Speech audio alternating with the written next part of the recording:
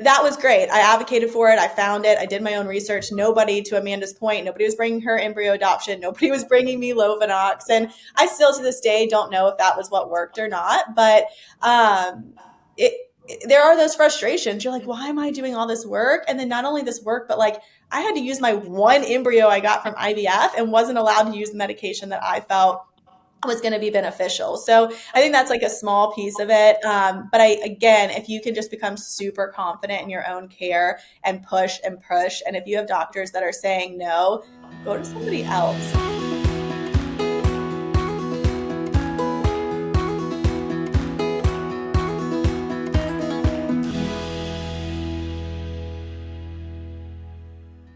If you guys are like me and wanting to be more mindful about what's in your products, how many toxins are in your products, and making sure that you're putting good things on your skin and into your body, I highly recommend Osea. I did a total revamp on all my products, and this is one I have been using and now is a staple in my bathroom. I particularly love their Ocean Eyes Age Defining Serum. I feel like I don't have bags under my eyes anymore, and I just feel really good putting this on my skin, knowing something good is going on my skin and into my body. So if you want to check out Osea's products, use our code QTCPOD10 to get 10% off your first purchase. Welcome, Kat and Amanda from What the Fertility Podcast. I'm so excited to have you both here. We started jumping into the conversation offline. I'm like, I'm just going to hit record, but I'm so excited to have you both here. Kat, you and I connected over social media already and text, and you were so helpful to me, which, you know, if you're someone that's going through this, have been through it, it's so nice to talk to other women that just get it. And you guys have created a whole podcast around it. So I'm so thankful that you're here. Welcome to Quiet the Clock.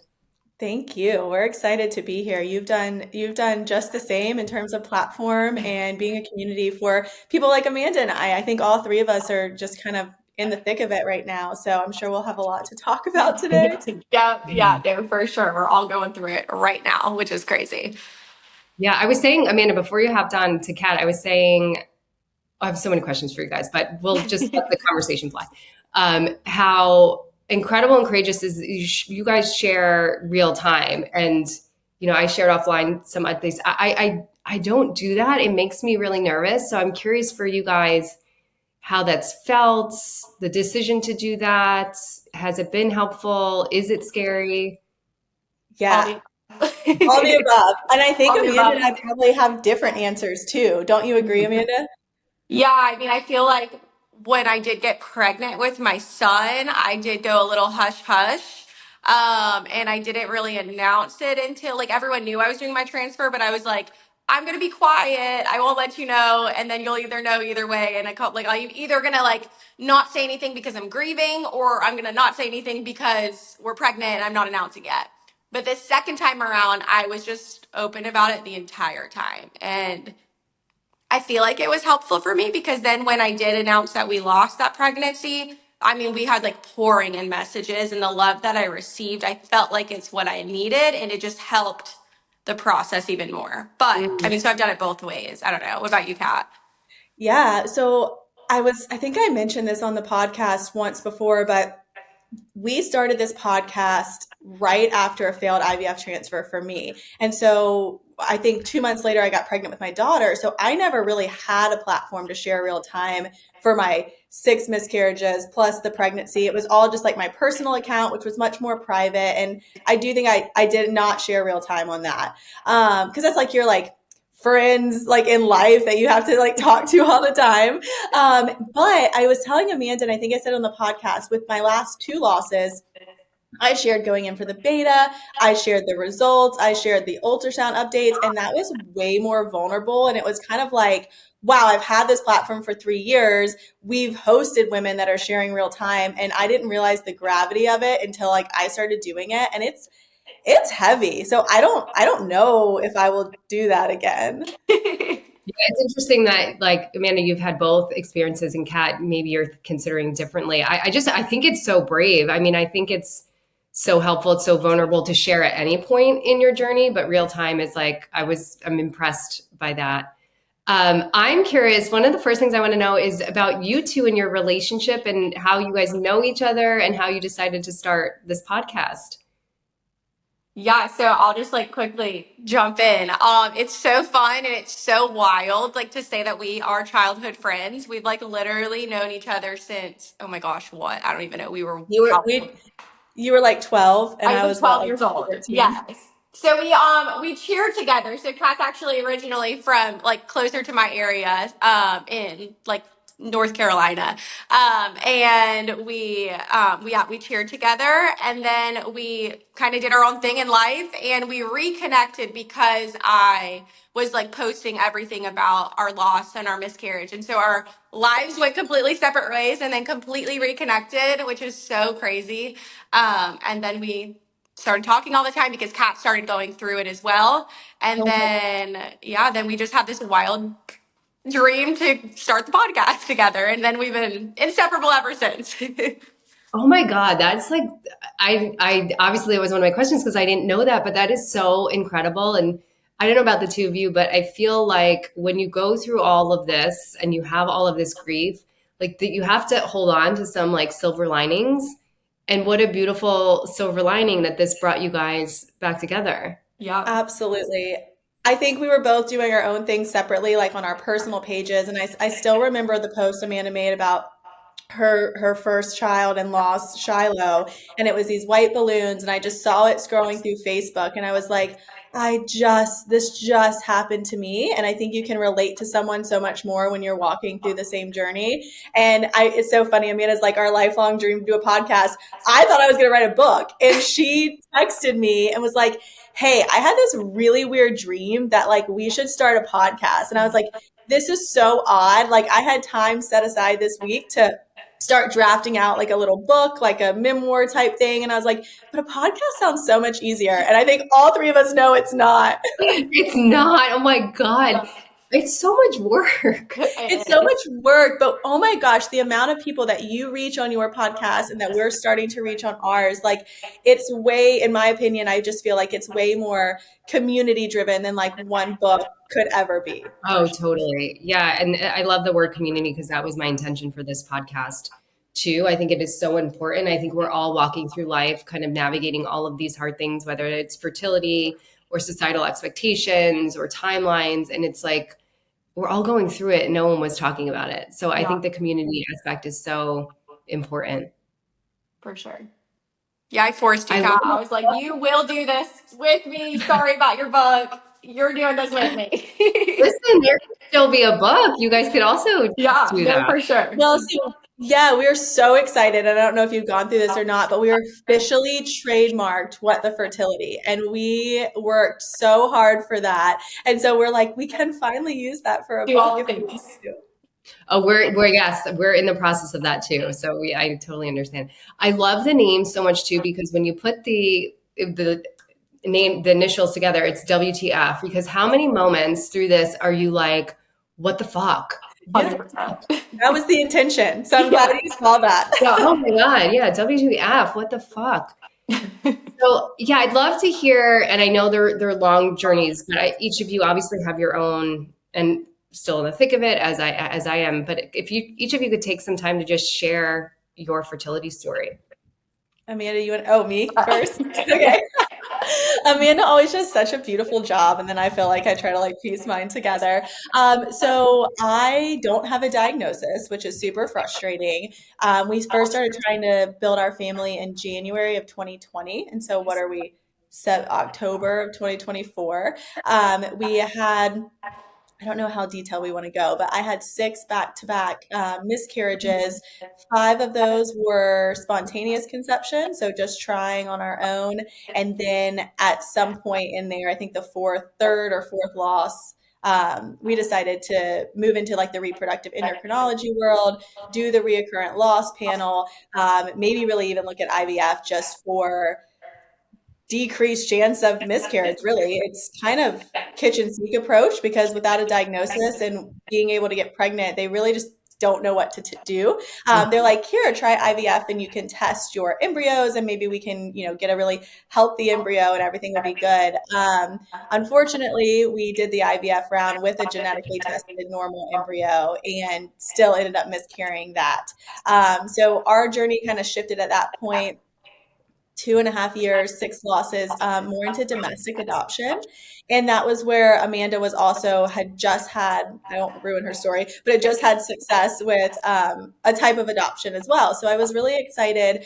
We had gone down that route. We had stopped pursuing infertility treatment, but I did get pregnant for the 7th time. And that was my daughter who just turned 2 a couple days ago. I know you Uh, can go everywhere. yeah. Instagram, amazing. Oh, wow. Yeah. And so that was, it was beautiful, but it was also still confusing because now that we're trying to build our family for the 2nd time, I don't really know what to do. And this is a unique perspective, but I'm looking not so much at Amanda, but some of my friends that are gearing up for another transfer or saying like, okay, yeah, like I'm going to transfer at the end of this year and I have 4 embryos left or whatever that may be. And I'm like, gosh, that must be so nice. Like I'm sitting in this dark hole. I don't have embryos. IVF hasn't been proven to work for me.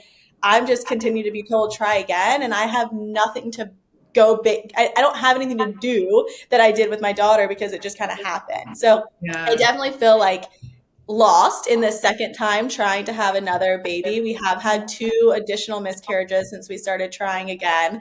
So I've been pregnant 9 times, but I do have my daughter, which like I could not be more blessed and thankful and proud of. But it is very interesting now this time around. I don't even really know what to do. I'm not seeing a reproductive endocrinologist. I'm not really with my OB. I'm going to try to like replicate the few things I did with my daughter, Brooklyn. But other than that, I'm kind of just like, a sitting duck. Yeah. Well, I want to hear Amanda's story, but I have so many things to add to that I relate to so much. So Amanda, tell her story, and then the 3 of us can dive into all of the nuanced complexities of these journeys. Yeah, for sure.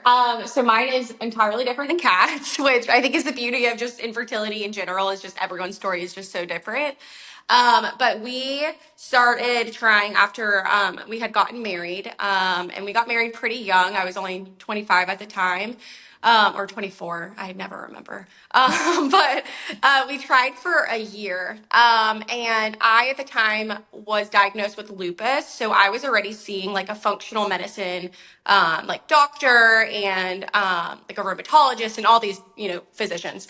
But I had gotten, because we had been trying for so long, my functional medicine doctor suggested that I did like the AMH testing and just like a couple of blood work tests to just see what my levels were and just how everything was looking. And that was the first time, obviously, we had been trying for a while, but that was the first time we were told, like, hey, you might have like a really hard time to get pregnant. So my AMH was extremely low. It was basically showing that my body, and I was 25 at the time, that I was in my mid 40s. Wow. And so we were like, what the heck? Like, that is insane. And so, but the wildest part is I got these results. Me and my husband were like, okay, this is going to be hard. Like, we had been trying for a year right then. Like, I guess the next move we move into, it was the reproductive endocrinologist, but then I got pregnant. And so then I was like, joke's on you, like I can get pregnant. And so that was obviously very like confusing because we got these results. And then unfortunately, 8 weeks later, I had a miscarriage. So then I was like, okay, maybe they were right. Maybe this is going to be a lot harder. So fast forward, we moved then obviously to the reproductive endocrinologist. We worked with them. They retested everything. We did, all the tests in the world. And they basically just said, I have unexplained infertility. I had diminished ovarian reserve. So my, like everything was really low for my age. So they were confusing. That was confusing. We did multiple rounds of IVF. We always got very like minimal amount of embryos, but we did wind up getting embryos. But when every time they were sent to get genetically tested, every single one was abnormal. Like every single one. We never had a healthy embryo to transfer. Which was really hard because I was 25 years old. So like they were even pushing for me to not even do genetic testing. And I'm so thankful that we did. And that's like something I'm like really a proponent of, is getting testing done, because we could have potentially still been transferring all of these embryos right now. How many years later? Yeah. So all that to say, then we closed that chapter of IVF and we were like, okay, what next? Like if I can't create healthy embryos, then what do we do? And so we decided for us, we couldn't do like an egg donor and then it just be, and I know this, obviously people do this all the time, but for our family, we were like, it's either both of us or neither of us.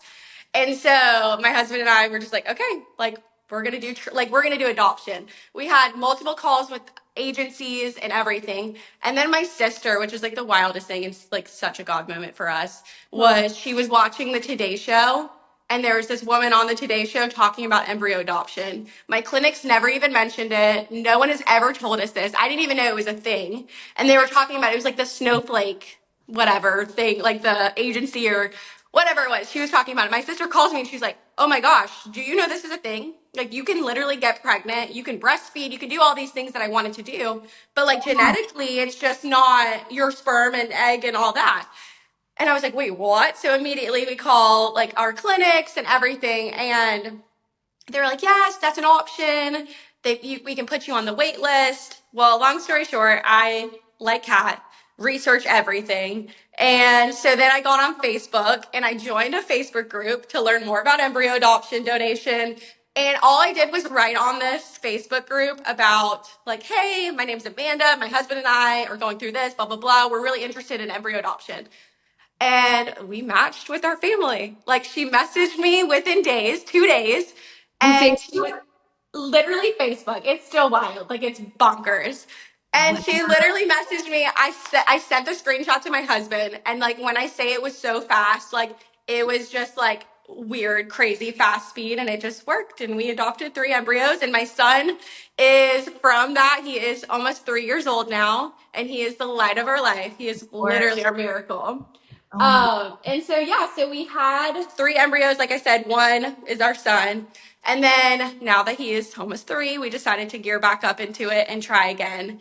And that honestly has been the hardest part. And obviously Kat knows this. But it's just now having been involved with it, he's so smart and he knows like what mommy's doing and we're trying to have a sibling and all this stuff. And so we went back into it, and unfortunately we had a transfer in May, but I had a chemical pregnancy, so I did lose that 1 embryo. And so we have 1 embryo left, and that has been the hardest thing, is because I desperately want to give him a sibling, and this is literally our only chance to give him a fully biological sibling. We can't have like embryos on our own. I can't get through IVF and it work again. We obviously don't get pregnant naturally. Yeah. So this is our last chance. So there's a lot of pressure. But we're doing everything. We're doing an autoimmune protocol. I mean, we're throwing everything at it. So just super hopeful that this is, the one that works.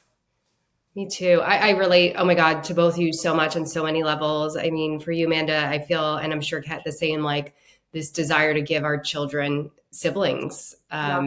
It's, I mean, I was telling you guys both offline the questions I get about, does he have a sibling? When are you having another? And it's like, they're just like kind of thoughtless, insensitive questions without realizing like the journeys that we're going through to try to do that and how desperately we do want our children to have that relationship.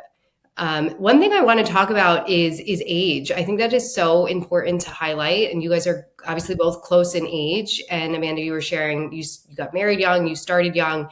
And I think that's really important to understand because there are a lot of narratives out there about like when you get older is when it's problematic. Like 35 is the cliff. And, we talk a lot on here about fertility preservation and egg freezing for women in their 30s, but like I think women in their 20s we should know our fertility health. So I'd love to hear you guys sort of share what it was like for you to be so young going through all of this, and then maybe the narratives that it wouldn't be a problem if you were trying this young. Yeah, and Amanda was a little bit younger than I. I think we got married when I was 28. I don't know, we started trying at 29. But modern fertility, have you heard of that? No. Oh, really? Okay. So modern fertility, there's so many more at-home labs that have come out since this. Are you shaking your head? Yes. Familiar. So basically they send you a kit to your house and you can check your AMH level. And there's like a slew of labs that you can do at your home. And it's just so weird. We have guests on all the time that say this. I had this weird feeling that this was going to be hard for me. And so before my husband and I even got engaged, I was on birth control and I'm like, I'm going to do this test. Like maybe I'm going to have issues. And the test came back. My AMH was 2.5. Everything was like kind of wrapped up in a bow. You're great. No issues whatsoever. And I felt like that was like really like false security doing that. But partnering that with going to like your GYN and having like the follicle scan and maybe some like a little bit more in depth, just conversation about it would have been helpful for me.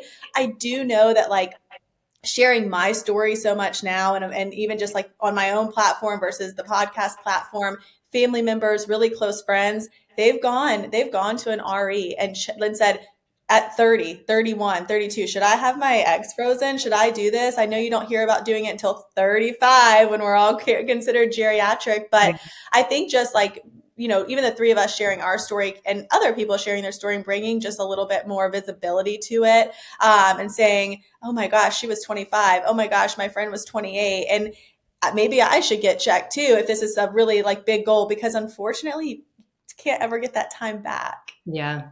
I think it's so problematic when we put ages to anything, and this is like, again, outside of fertility topics we talk about on here, because it creates so much anxiety and stress or shame or being misinformed. If we have these narratives out there that it's like fertility is only an issue as you get older, then we have 20-something-year-olds like not looking into their fertility or not knowing. I mean, and this is stuff, and I'm sure you guys, and I would love to hear, like, have had this experience, and even listening to you, Amanda, saying no one told you about embryo adoption. Like, the amount of times I've said to myself, like, why didn't anyone tell me this? Like, why didn't I know this? So I'm sure you two have experienced that along the way. I'd be curious to hear more about that too. It's like we're so misinformed. Like, we just don't know enough. You're spot on.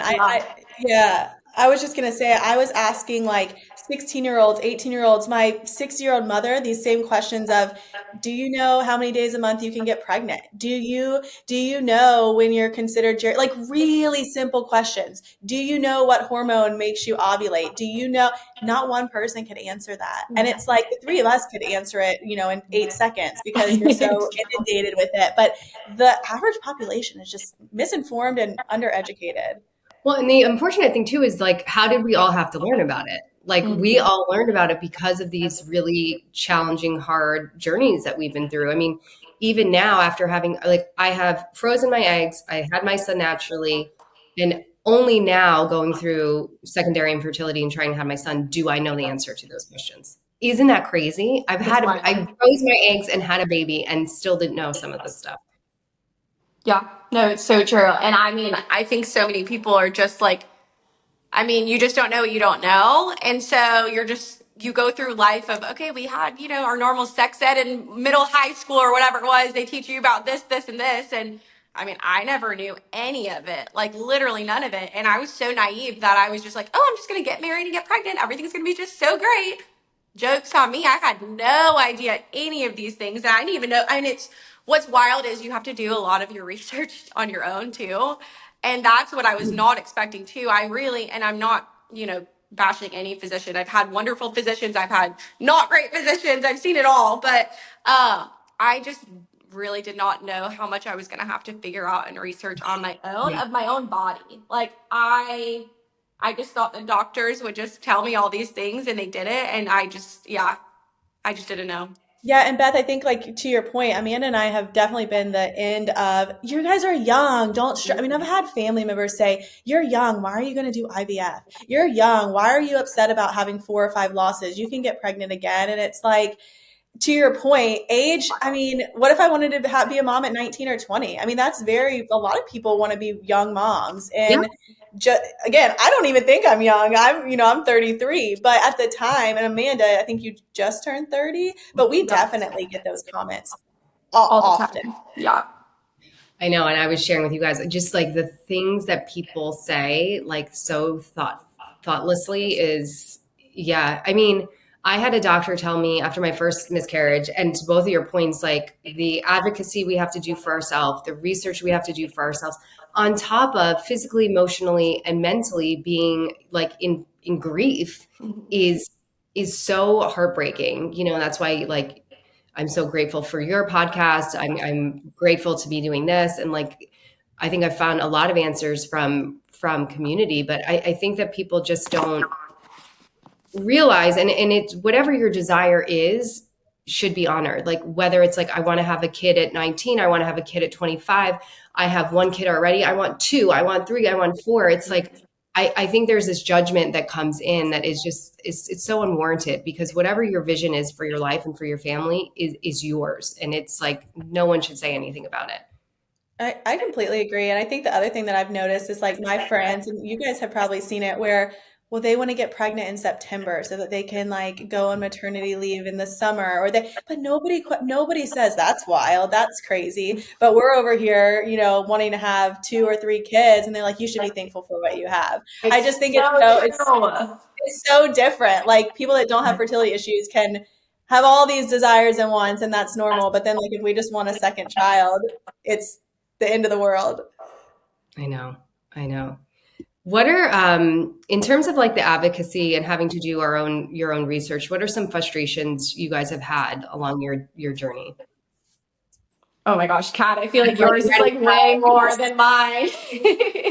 Well, I think that because I still don't have a diagnosis, right? Like every single lab test, scan, embryo, everything's always come back normal. Even my losses. So I've lost 8 pregnancies and only one was an abnormal embryo. And so I've switched clinics. I've had to do like my own advocacy. And I think, oh my gosh, there's just so much frustration of the one that I think everybody will likely relate to is, and there's some validity in it, but being your own advocate and then going and having that conversation with your physician and not being like dismissed of, oh, get off Google, or, oh, where'd you find that? Or, oh, that's not real. Or, oh, you can't, that didn't work for that person. I mean, I didn't share this, but so for my first IVF transfer, I had asked for Lovenox and I test negative for the blood clotting disorders. And so my physician at the time said, no, like if this test comes back, we'll do XYZ. If it comes back positive, I'll give you the Lovenox. Otherwise, no. Didn't do the Lovenox, had a chemical pregnancy. So I get pregnant spontaneously and I'm still with this RE. And I said, look, if I was going to do another round of IVF, we were going to do the Lovenox. Will you give me the Lovenox? And he said, sure. It didn't work the first time for you. I'll give it to you. And I had my daughter. Mm-hmm. And so it's like, I found the Lovenox via Instagram. A girl had 5. I hadn't heard of it. I heard of it through you. Yeah. It's like, I'm asking my doctor about this. Did you ask? I haven't yet, but I mean. Yeah. And so I found it on Instagram. This girl just was sharing her story. She had 5 losses. She tried the Lovenox, the quote unquote kitchen sink approach, and she had her son. And so that was great. I advocated for it. I found it. I did my own research. Nobody, to Amanda's point, nobody was bringing her embryo adoption. Nobody was bringing me Lovenox. And I still to this day don't know if that was what worked or not. But there are those frustrations. You're like, why am I doing all this work? And then not only this work, but like I had to use my one embryo I got from IVF and wasn't allowed to use the medication that I felt was going to be beneficial. So I think that's like a small piece of it. But again, if you can just become super confident in your own care and push, and if you have doctors that are saying no, go to somebody else. Like I hear friends all the time, they wouldn't give me progesterone. What? Yeah, what do you mean they wouldn't? You're paying for it. Like, come on.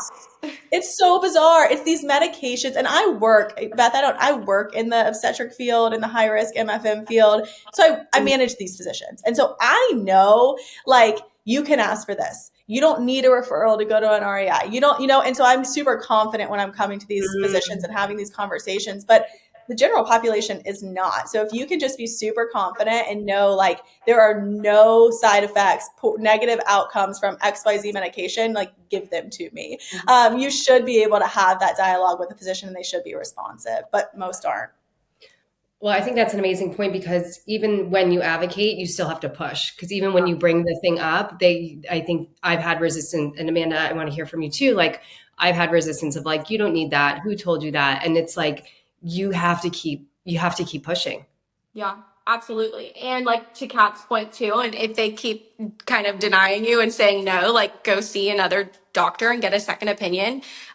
Because I thankfully at the clinic that I'm at right now, anything I bring to her, she's like, okay, let's do it. Let's try. Like, let me research this. Like, let me do this. Like I am doing, I mean, when I say like 10 injections a day, like a full protocol, entirely different than anything I've ever done. And she's like, let's try it. Like, I Let's love do it. that. Like, I will give you whatever we think could be beneficial. It's only gonna, it's not gonna hurt. It can only help.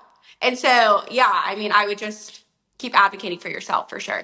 100%. It makes me, I totally forgot part of my story was I don't know if my doctor, I don't think my doctor listens to this, but I do love my doctor. And I think there's something to be said that even when they're good doctors, their knowledge base is limited. And we can get into sort of the holistic functional medicine versus like Western medicine, because I have found that they're speaking completely different languages. But yeah, I had asked my doctor for an HSG, and she said, I don't think you need it.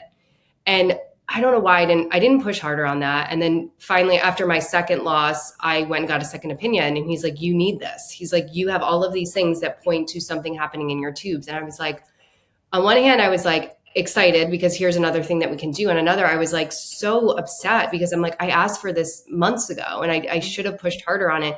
But we have, and I think this is sort of just, ingrained in us, we have this intrinsic trust in doctors that what they're telling us is true. And long story short for me is I did the HSG and he saw a blockage in one of my tubes that he luckily was able to like break up with the dye. But I'm like, my doctor had told me I didn't need this. And had I not gone to somebody else, who It's knows? crazy. It is, and I definitely think the three of us aren't saying like the physicians, don't know what they're doing because they do. But I've heard this recently and I've just experienced it recently. Like we're the expert in our body. Like they're not sitting at home with you every cycle. They don't know your symptoms. They're not going to spend the amount of time that you are spending day in and day out on researching like everything that you're going through. And working in healthcare, it should be a team. Like the patient, and we just had this big conference about the physician and the patient are a team together, open communication. The patient can bring you what they think, and the physician can help make a really good decision. And so I don't think any of us are saying like we're going to go and tell them what we need, but just being able to find a physician and an RE or an OB that's like open to hearing, some suggestions. And I found a reproductive endocrinologist that will let me bring all the reproductive immunologists, which most REs think is just a joke, and bring him all the new patient paperwork. I bring him all the labs and we go through each one and he tells me Amazing. what they do, why we should test for it. And I just think that type of relationship is just, it lets you feel like you're being heard and that you're being an active part in your care, which is so important when we're literally trying to bring life into this world. Yeah. I mean, such as like couldn't be the most more important, anything more important than this, if this is your desire. Yeah. And you guys both bring up a good point. And I've had these conversations with women that come on and share their egg freezing stories or like where they should go. There's so many like boutique places popping up, and it really should be with someone you feel heard, seen, safe, comfortable. And I even say down to like, if you walk into the place, is it good energy for you? Where I did my first transfer, I remember, I hated the place so much. I remember leaving after my blood work to see whether or not it worked, and I said to myself, I hate this place, and like it didn't work, and I was out of there. Yeah, I think I completely agree. yeah, it's so important. Amanda, I want to hear, because you mentioned you have worked with a functional medicine doctor.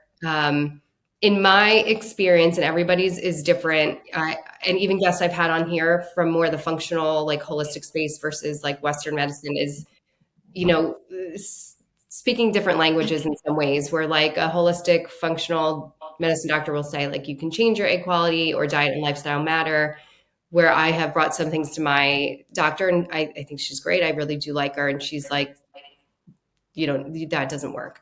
So I'm curious your experience for both of you, but Amanda, you had mentioned you worked with a functional medicine doctor. So I'm curious to hear your experience.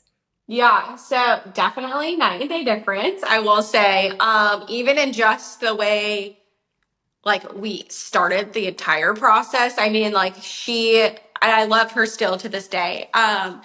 She really treated my lupus mainly, which has been, managed and so like, I mean, I barely even noticed that I still have lupus. Like it's wild. But like you said, like truly it was more of like supplements, dietary, versus like medication.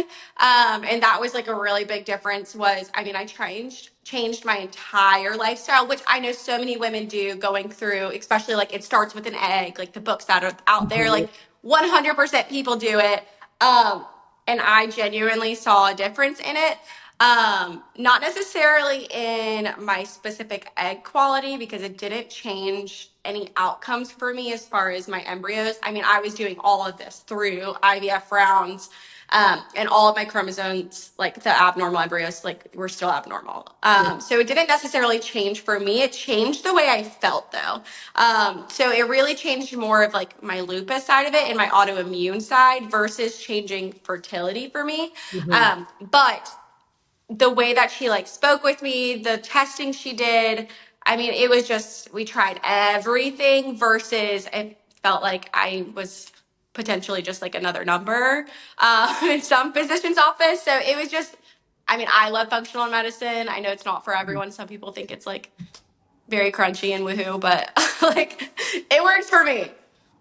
I love it. I mean, I think, everything that we're saying here, we're all saying and have experiences, like you just deep dive and research on everything, the amount of books I've read since my miscarriages, the doctors I've seen. And I think there's just, when you want this, you go to the ends of the earth to figure it out. So I've definitely found holistic and functional medicine helpful for me. And I think for me, the balance is like this integrative approach of both. But again, we're the ones like seeking those things out. It's not like it's recommended to us. For sure. Yeah. And I know like some more new agey clinics like have, I think Amanda's have like acupuncture. Yeah. Like she went into the room, did acupuncture before the transfer, did the transfer. They took her back out to another room and did acupuncture after. Like that is so great. And just Love yeah, that. isn't that awesome? And I too, I did everything. I was doing acupuncture weekly. I was doing like Reiki healing and readings, and I was going to the functional medicine doctor, which I had a very similar experience to Amanda.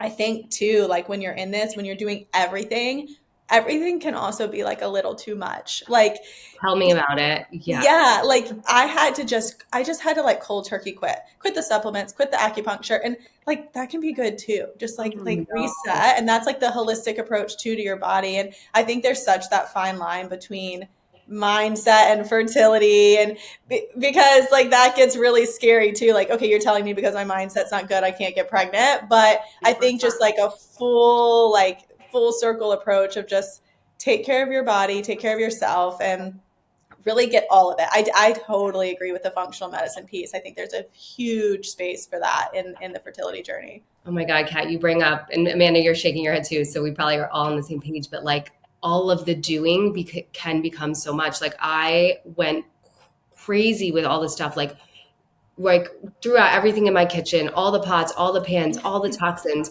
all the makeup, all the fragrances, everything. And then no gluten, no dairy, no coffee, no alcohol, and it's like, Yes. And I did all of it like religiously to the point it was making me crazy. Like and I said to myself, I was like, I might as well eat like a loaf of bread right now. Like this is just not serving me. But it doesn't, yeah, it's like you do all that, but then your stress level and your anxiety and your worry, it just like the balance is not there. And I think because unfortunately I have recurrent miscarriage, but the small light, the little hope that we were talking about at the beginning, I've been able to see when I quit, this is not like what happened, but like when I quit acupuncture, if I quit the supplements, if I just dropped it all, I still got pregnant, and that pregnancy I did carry to term. And so with the loss, I've had a miscarriage exercising at high intensity.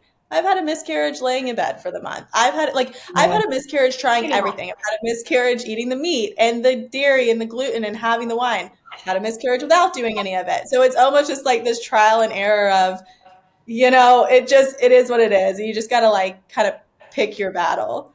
And it's so funny because like I'm learning this through Kat just because like I did all of that of like no gluten, no dairy, no caffeine, no sugar, all of that leading up to my son's transfer and the whole entire first trimester, and it worked. This last one, I didn't do any of it with it and it didn't work. So now as I'm prepping for this one, I literally go away on vacation. I'm going to Paris here soon. And I was like, okay, when I get back from Paris, there's no gluten, no dairy, and I'm doing it all again because I'm like, I have to replicate exactly what I did because that was the only time it worked. So like, and so, but it's so true. And it's such a good reminder from Kat of like, yeah, we could do all these things, but it still may not work. It's not necessary. It's not always going to be like a make or break it. Every single time it's different. No matter what you do, like at the end of the day, and as fortunate as it is, like if you're going to be pregnant, you're going to be pregnant. If you're not, you're not. Like there's just really not as much on our end that we can really do that's going to make or break it. I know. And it's such, I appreciate you both saying that because it's a good reminder for me too. It's like like untangling all of it. Like, because then there's guilt if you have a coffee, there's guilt if you have a cookie, there's guilt. Like I even said to Rob today, my partner, I'm like, I mean, I love to work out and I haven't worked out consistently in forever. And I could, but like I said to him, like, oh my God, I'm going to get set. Like, I'm afraid to. Yeah. Oh, for sure. But it's like, I have been in my basement working out and I got my period. Like I did yoga and then I had, so it's like, it's so hard. I hear you, Amanda, this is what worked. And like, I want this to work, and it can be so hard. It's like to untangle the two, but I'm finding like, I have to it's the self-talk and like, I'm a therapist, so I should know how to do this stuff. But like, really being super mindful of what I'm saying to myself, being super mindful of like, is this helping me or is this like hurting me? But it's so hard to strike that balance. Yeah. And you just brought up like probably the biggest part of just like the trauma and the triggers and the PTSD from it. I mean, I'm training for a marathon, and like, I think women put the guilt on themselves for not being able to get pregnant or having a miscarriage. And so like I'm training for a marathon and I'm trying to get pregnant. And so like every single run, there is this like big cloud of this run is going to mess my hormones up enough where I can't like conceive. And that's just something that like 90% of people don't have to deal with, or anybody that's not going through infertility or loss. Like they don't even that doesn't even cross their mind. And so, yeah, just the whole PTSD, your mention of like triggers of like just working out is triggering all these thoughts of what's happened in the past. Like that's a massive piece of not only like when you're going through it, but even after. Like it took me a really long time to get back into the things that I really enjoyed doing, because you have to give so much of that up. And that was for me, like running this marathon was, I'm not going to let my miscarriage and my loss and my infertility take this away from me too, because who knows? I'm probably not going to be pregnant by the time my race comes around next month, And so if I had waited from April or May not to run this, well, would have been in the same shoes, back then. So it's just like this whole learning and trying to be like you said, Beth, just trying to be like gracious with yourself and remind yourself that it's not our fault. And there's really, and to Amanda, to your point, there's really only so much you really do control. I mean, having a baby in general is such a miracle and in itself.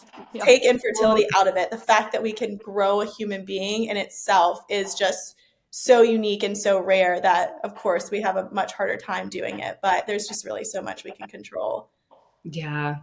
I know. I mean, we haven't even touched on like the emotional piece too much of like the grief and the resiliency. I have worked with, before my own journey, like I had worked with so many women that had experienced this. And when I started to experience this, I was like, oh my God, you guys are warriors. Like I could sympathize, but like, unless you go through it, you don't really know what it takes to stay committed to this journey and how hard it can be.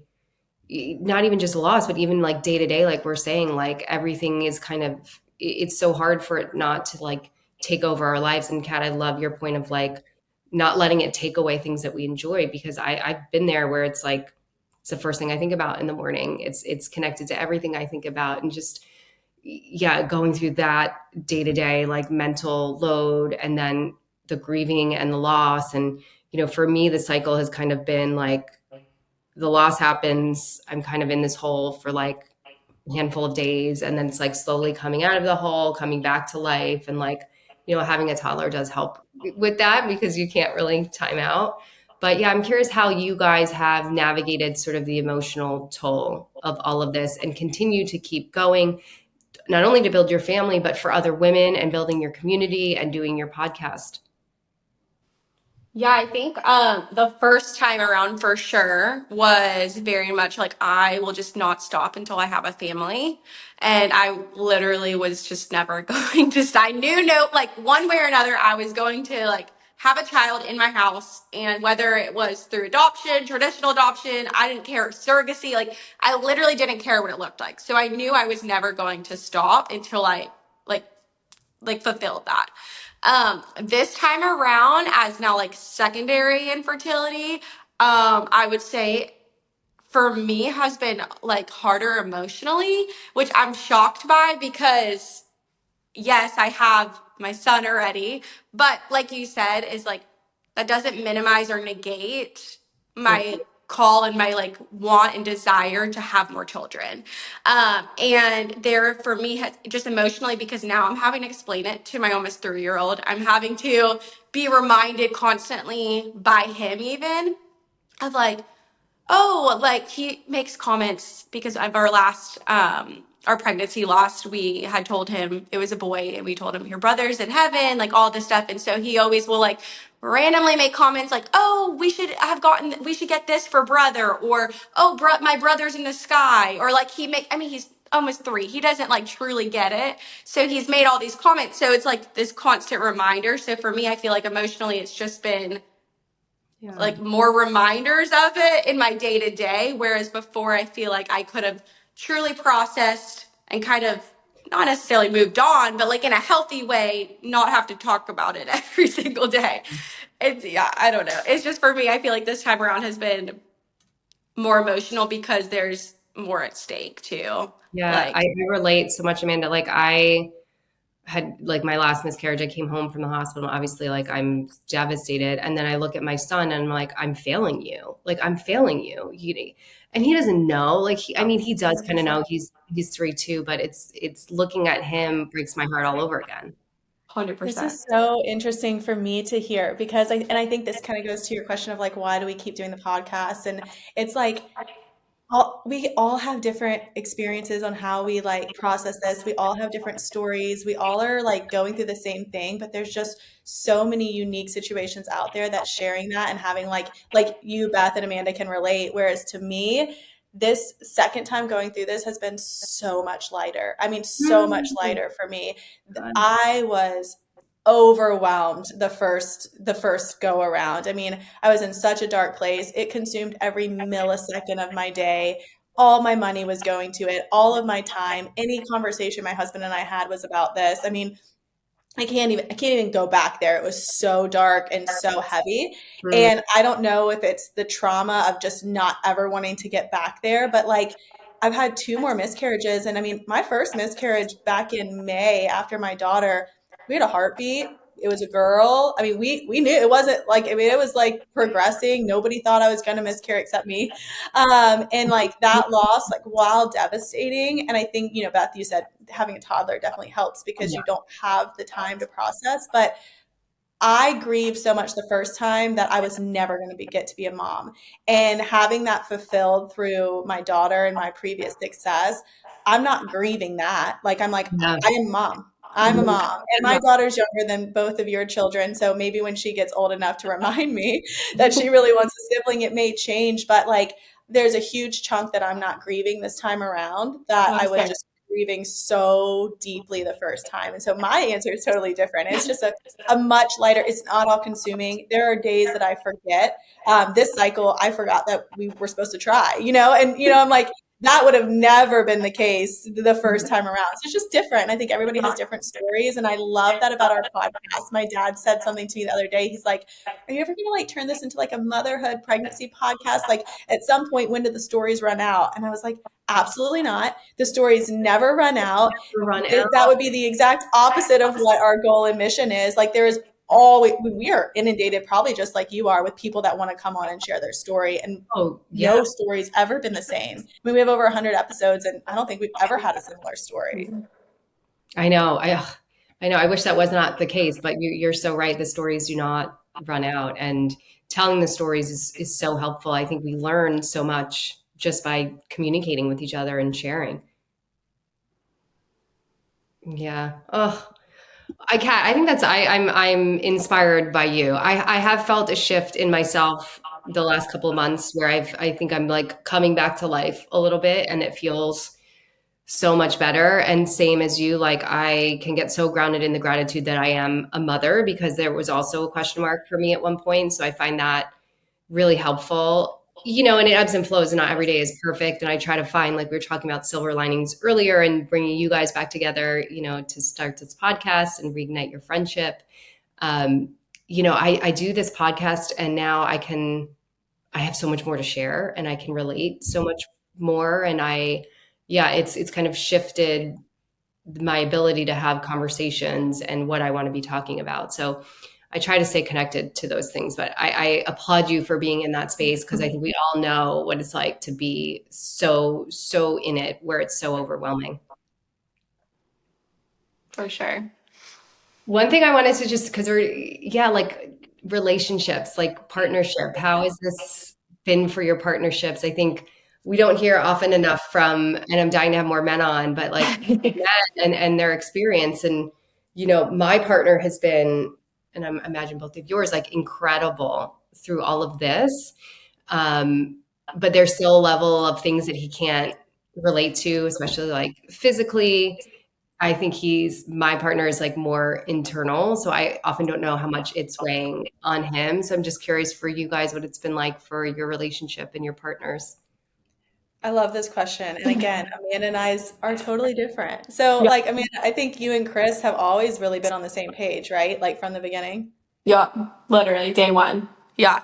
Like there was no like convincing or pulling teeth to do embryo adoption. Like they were on it. Chris was like, whatever you want, we got this. Like, whereas my situation, not to speak for Chris, but you guys are just always like so in sync. And my situation was definitely different. And my husband's 40. Like he was definitely on the older end of trying to start having children, and so laissez-faire, whatever, it'll happen. We I got love this. And chocolate. I'm like type A, like we have to do this, we have to do this, we have to do this. And there were definitely arguments, several arguments. I mean, I remember sitting down at dinner every night and giving it 7 minutes and being like, okay, so can we talk about adoption? Yeah. And then it was just this argument of like, no, I don't want to adopt. And so and then same with like just the grieving process. Or Amanda and I have been very open in sharing our stories, like you said at the beginning, of like sharing real time. Well, is that okay with you? And my husband is pretty big in the community. He's a personal trainer and a fitness trainer, and so he has so many clients. And so when I would share publicly on a podcast or an Instagram, he would have someone come up to him in the middle of class, I'm so sorry for your loss. And he'd be like, what? What? And Yeah. so just like trying to continue to just be in sync and have those conversations was a whole nother aspect of it. But yeah, we did not grieve the same way. We didn't process the same way. We didn't agree on the next step. And I think that was different for Amanda and I. Yeah. So different. And Kat, I relate more. I guess I relate to you both. I think, Rob and I really struggled to agree on timing of kids. Like, that was a real struggle for our relationship that I shared here, that, we didn't know, I didn't know the answer to that for a long time with him, and a lot of hard conversations and fights and arguments.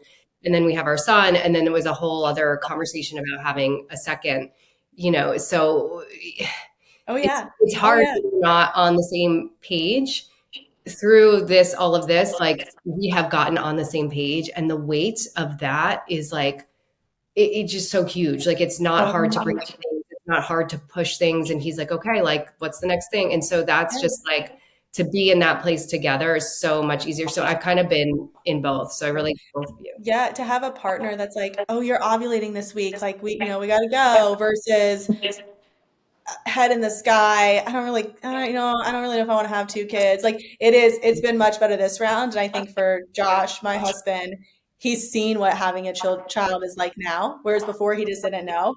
And now he's like, oh yeah, let's try to do this again. And like, just really in it. So I completely agree. Yeah. Yeah. And it's like, our babies are the best reminders to keep going, because it is so, I mean, they're all around the same age, and it's just like, it's so fun and it's so amazing. Oh yeah. No, it's the best. And I like vividly remember, and it's honestly, I'm so grateful that Chris was so supportive, because I literally, after I got that phone call from my sister, I think I called the like reproductive endocrinologist before I even called Chris. And I think I posted this on like before I even talked to Chris. And I literally was like, oh yeah, by the way, I think we're gonna do embryo adoption. And he's like, I don't really know what that is, but like, okay, whatever you think. Like, all right, cool. So like I'm super grateful, because I never even had to have like another hurdle to go over, and I was able just to keep moving. So that's been really like easy, and I'm grateful for it. Yeah. And I'm thinking about, because some of the topics we talk about on here are dating and sort of more preventative things. And I think that's a strong encouragement for women to, if you're dating someone, get really clear on their vision and their, so that you can sort of like, listen, we've made it. We got to the other side of it. We're blessed. We're on the same page, but it was really, really hard. And so I will say, like, I wouldn't want anyone to go through that. It's so hard on top of all the other things that you're dealing with. So I think that's a good piece of advice to pay forward to ladies that are still out there dating is like, don't be afraid to have those conversations up front and get really clear where someone else stands on. For sure. Spot on. I think everybody says like when they're dating, do you want to have kids? But like go deeper because you never know where you're going to end up. And I always wish, because my husband was 100% against adoption. I mean, we got there, but I even knew deep down that he was just not really there and he was doing it for me. And every day I regretted like not having that conversation up front because that would have been a deal breaker for me. And I think that's the best advice. I mean, go really deep with these questions. And my sister-in-law watching us go through this, she has, oh gosh, she should come on. She has the coolest Word document of all the things that she's asking her boyfriend and like egg freezing. If we can't have children, will you do this? Will you do that? And I just think that's so awesome. Yeah, you bring up such a great point, like to go deeper. It's not enough it's really, especially since what we've all been through, like it's not enough to ask, Amanda, is your computer working now? Oh, I don't know. I kept hearing something like go off and I didn't know if that was my computer or what, but I just threw it on the ground. Yeah, I think I love that point of like going deeper because what if it's hard? What are you on board for these things? Well, that's what's amazing about the conversations that are happening now is that there's information to be able to like even formulate those questions, right? Like for you, Amanda, you didn't even know there was embryo adoption. So like, if you don't even know about that, how are you going to ask somebody about 100%. Yeah, I had no idea. I just thought I was going to get pregnant. Like and we didn't even know to even think like, hey, if we can't get pregnant, like, would you want to adopt? I mean, even just like traditional adoption, which obviously I know about adoption, but like, I didn't even think to have those conversations because I was so young. Yeah. So like, I think now, like you said, there is so much information out there. Now people like us are kind of sharing that, maybe even have those conversations early because you just genuinely don't know. And unfortunately, it's so much more common now that like women, it's insane how many people are now like having infertility issues. Like it's absolutely ridiculous. And one thing I want to just add, like if listeners are like, what should I ask? Ask about the financial piece because that's what kind of got into it for my husband and I. Adoption, you had to have $70,000 in our situation to wire overnight. And so asking a question of like, would you feel comfortable spending X amount of money or like allocating this type of money to build our family? I mean, I think those questions are also important because you can say, yeah, I'm open to adopt. But when they say, okay, well, I need 70 grand, like, are they really open to adopt? And like, that's a whole podcast on itself, but just asking like the financial piece too of like, where would you invest our resources? And that's not just for adoption. I mean, gosh, IVF, women spend $50,000, $60,000, $70,000 all the time. And I do think like, this is stereotypical, but I do think a lot of the time men are the ones that, not in my household, but making the financial decisions of yes or no. And that's so limiting on a couple. If your partner's saying, no, we can't spend our money that way. And you're like, oh my gosh, like, oh my gosh. Yeah. That's a whole nother piece to it. The financial component. Yeah. And I think again, like first deciding for yourself too, before you even bringing those conversations to a partner, like what are you willing to spend? And I think for women like that really want mothers, it's like every penny I have. Anything you want. Yeah. But I think first understanding for ourselves, like what is our vision of a family and like, what are we willing to do to build that? And then being able to ask those questions. And yeah, just being informed is so important. I remember, I mean, this is slightly different, but aligned with what we're talking about. Like just reading and researching and Rob's like, you need to stop. Like you're like really making yourself like unwell right now. It's like, and I was in tears. I was like, you don't understand. Like I didn't know anything to ask the right questions. I was like, I need to know things. So I have questions. So I guess that's just sort of the advice to anyone listening is like, now there's amazing platforms to find it. It's not that hard. There's your podcast, my podcast. There's so many amazing people out there having conversations. Is like, get informed and then just ask the questions. Go to the doctor, understand your fertility. When you're dating, like, ask the questions of the person sitting across from you. Yeah, no, it's so true. Absolutely. I 100% agree with you. Yeah. Well, any last things you guys want to share with the audience based on, well, everybody listening, obviously go listen to their podcast, What the Fertility. But anything, last words for the audience that you guys want to share? Any piece of advice based on what you've already experienced and been through and are still going through? No, I would just say, I think if they're listening to your podcast, they're likely either like trying to build a family, looking into like relationship, family building in general, with or without kids. And I just think that, there's just don't get so stuck. And to your point, quiet the clock. Don't get so stuck in the timing. Don't get so stuck in it's happening for every single person around me, because if you can venture out to find these platforms like you just discussed, ours, yours, the hundreds other out there, there's just as many people that are in your boat as like in your immediate friend circle that are having different outcomes, and just it will happen. And for me, like if someone told me that in the middle of all of my loss and waiting, I would have been like, F you. But now I'm sitting here 4.5 years later. I have a 2-year-old. I'm trying for another kid. Time goes by so fast. And like, it will, to Amanda's point, it will happen. If you want to be a mom, you're open-minded, you're willing to take different routes. Like, don't get so caught up in the here and now, and just keep taking every step forward and try to also enjoy your life. It's so much easier said than done, but enjoy the life, enjoy the moments, because I look back now and can pinpoint very specific moments where I was just not there. I was devastated. I was so in my own world of wanting to have a baby, and thinking back of like how beautiful that could have been, knowing that in 7 months I was going to get pregnant. Like, if you can just try so hard to be here and now and know that one way or another, it can work out for you. Oh, yeah. Beautiful. Nice. All right, yeah, Amanda. I obviously 100% agree. And I just posted like a reel on our Instagram that like I just kept going until I found him. And I said, found whoever, you're a boy, a girl, whatever it would have been, like I just kept going. And so like if you have just like one more sliver in you, like you might be one step closer to your miracle and like to what you've been desiring and what you've been like hoping for.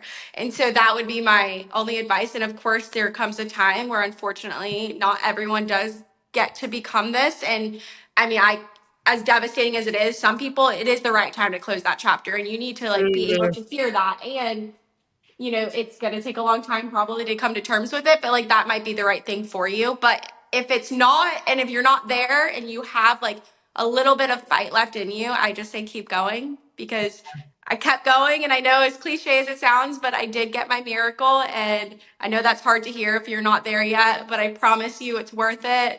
And like I said, like he is the best thing that's ever happened to me. So. Yeah. And I think what you said is so important too. It's like you get to decide when you're ready to close a chapter or keep going, and not listening to anyone else. And I think everything that you both just said applies to anything that you're desiring in your life and wherever you are in your life, whether that's like looking for partnership right now, whether that's like trying to figure out a career. It's like, keep going, but trust in it coming to be, or a different version coming to you. And I love what you said, Kat, be in the here and now, enjoy life. I have many moments I can point to too, where it's like, I could have been a lot happier there. Yeah, absolutely. Well, thank you both for being here. I'm so excited to like be connected and have conversation, and just, I appreciate your time today. Thank you so much. I think it's no secret that I love the Little Words Project bracelets. I have about 6 or 7 on my arm, ones that have been given to me, ones I've bought myself. I love giving them as gifts. I think they're so inspirational for me personally. They're nice little reminders throughout my day to have hope, to be, have strength, to be in good energy. I just love the bracelets so much. I love giving them. I love receiving them. And if you want to check them out and you want to give it as a gift or get one for yourself, you can use our code QTC for 15% off your first order. Hey guys, I'm Beth. Thank you so much for tuning in to Quiet the Clock. If you want to hear more episodes and learn more about how to dismantle societal timelines, live life on your own terms, live life fully and authentically, subscribe to our channel on YouTube, and you can also follow us on Instagram and TikTok at Quiet the Clock Pod.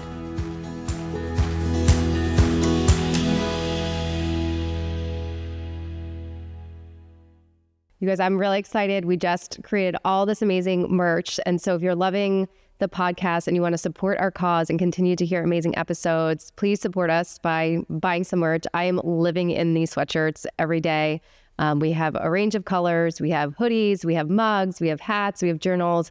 We have all of the things. And I love having them on because it's just a reminder to quiet the clock, to slow down, to like let life unfold and be happy. So there's meaning and purpose behind wearing it too, which is a nice reminder. So check out our website, quiettheclock.com, to get your merch.